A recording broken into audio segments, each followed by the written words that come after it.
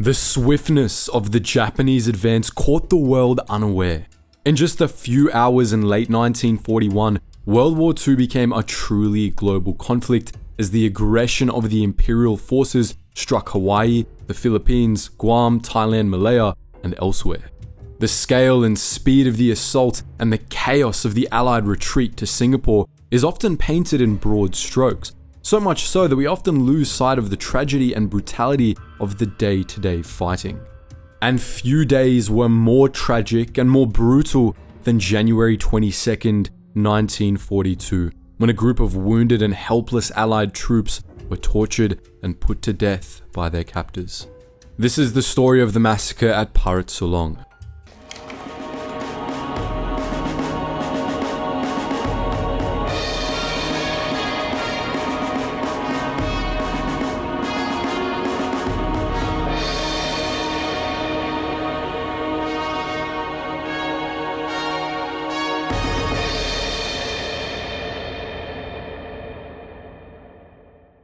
Just after midnight on December 8th, 1941, the Japanese invasion of Malaya got underway. As the actions took place on either side of the international dateline, the invasion began 2 hours before the attack on Pearl Harbor, despite the Pearl Harbor assault technically occurring the previous day.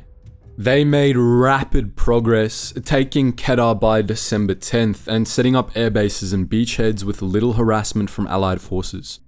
By the end of the first week of January, the Allies had been soundly beaten at their attempted defensive line on the Slim River. They fell back desperately, abandoning central Malaya and Kuala Lumpur and establishing a new defensive line in Johor. Here, the Indian 3rd Corps and the Australian 8th Division, along with troops from the British 18th Infantry Division, would attempt to stop the Japanese advance south towards Singapore. In what would become known as the Battle of Muar, the Allied defenders met 3 divisions of the Japanese 25th Army head-on. Though outnumbered 2-1, the Allies held out bravely. But the week-long battle was nothing but a stalling action. By January 20th, the remaining troops were in a fighting retreat, short on ammunition, food, and morale in the face of an unstoppable enemy. As Japanese forces secured victory at Muar, not all of the remaining Allied troops were in a fit state to defend themselves. After a week of engagement, the shattered Allied columns had taken heavy casualties. Many of those survivors couldn't even walk, never mind fight, and were transported on trucks to Parit Sulong, around 40 kilometers east. It was here that the retreating convoy ground to a halt. With Japanese forces in control of the Parit Sulong Bridge, there was no way that heavy trucks could push through to the British forces at Yongpeng. Wounded men lay in the beds of trucks or on the ground and listened to the rattle of gunfire, to the crack of nearby bullets. The Japanese were drawing closer to the convoy in the town, but the remnants of the Australian force at Parit Sulong were holding out. Slowly, the badly wounded Lieutenant Ben Hackney of the 29th Battalion heard the tide of the battle shift. The noise of the gunfire was fading. As enemy forces poured in from the west, the Allied resistance crumbled. The Australian troops had been ordered to withdraw, not in ordered retreat, but in an every man for himself free-for-all. As time went on, there were less and less of our men about, Lieutenant Hackney recalled. In small parties and sometimes singly, we could see our fellows going up the northern bank of the river, east of the bridge. While attempts were made to rescue the wounded men, including by Lieutenant Colonel Charles Anderson, who won a Victoria Cross for his actions, at least 110 Australians and 40 Indian soldiers had been left at the mercy of the enemy. As their defenders melted away into the jungle, the injured men were left alone by the bridge. But still, the Japanese did not come. The stricken men lay with no water, many exposed to the worst of the tropical climate. Finally, the Japanese advanced on the undefended Allied position. Any hope that they would bring aid and assistance was soon dashed as the Japanese arrived with nothing but curses and kicks from heavy boots. Some fixed bayonets and jabbed at the men as they clung to life by the roadside. Those with obvious wounds were specifically targeted, with kicks aimed directly at the torn flesh. Then, the order came that the men were to be stripped and moved into a nearby building. Some asked for water and medical supplies, but these requests quickly died away when the futility of the situation became clear. A dead soldier was propped up by the road, and the passing Japanese columns ridiculed and insulted the corpse on their way across the bridge, pursuing the fleeing Allied troops towards Yongping. As morning gave way to afternoon, those who remained alive were subjected to a lengthy assault. A badly wounded Indian soldier regained consciousness but was beaten with rifle butts before being stabbed with a bayonet. His body was tossed into a drainage culvert, and all who witnessed this war crime surely understood the fate awaiting the captured men.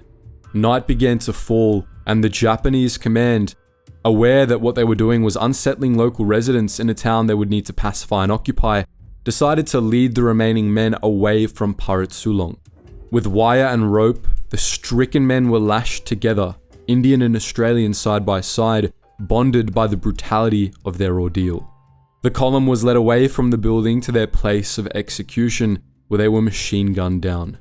Gunfire was directed from 3 different points, ensnaring the victims in an interlocking enfilade of fire. Somehow, a few of the men were still alive after the shooting, and may have been still living when they and their comrades were doused in petrol and set alight. Mortars and grenades were also used to hastily dispose of the dead. To ensure the completeness of their massacre, it's alleged that Japanese soldiers repeatedly drove over the incinerated troops in trucks. There were almost no survivors from the Allied troops captured at Parit Sulong. Most of the 150 Australians and Indians were either beaten to death on the road or in the building where they were kept throughout the day, or shot and burned to death shortly thereafter. The true number may have been even higher.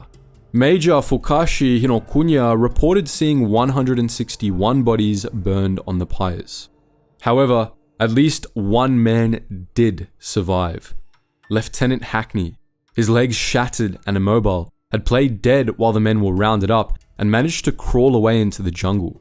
He was captured weeks later and saw out the war as a prisoner, including time spent on the notorious Burma Railway.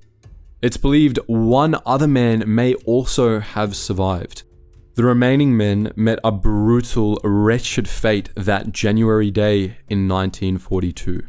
As the atrocity at Parit Sulong was investigated in 1949, it became clear that Lieutenant General Takuma Nishimura had been the originator of the plan. While he wasn't present at the massacre itself, or at least not at its bloody conclusion, he ordered the killing and put Major Aisaku Morioka in charge to make sure it was carried out. Perhaps the sheer horror of what was ordered against defenseless and wounded Australian prisoners, particularly the large number, would shock the world. Captain J.G. Godwin said during his investigation of the massacre in 1949. In some ways, it did, and in other ways, it did not. The horrifying massacre is now relegated to the status of a footnote in Australian and Indian military history and is largely forgotten elsewhere. The sickening events of that day and how those men lost their lives serve as a grim reminder of the true horrors of war, even in relatively forgotten theaters. We hope you learned something from this video and join us in the next one.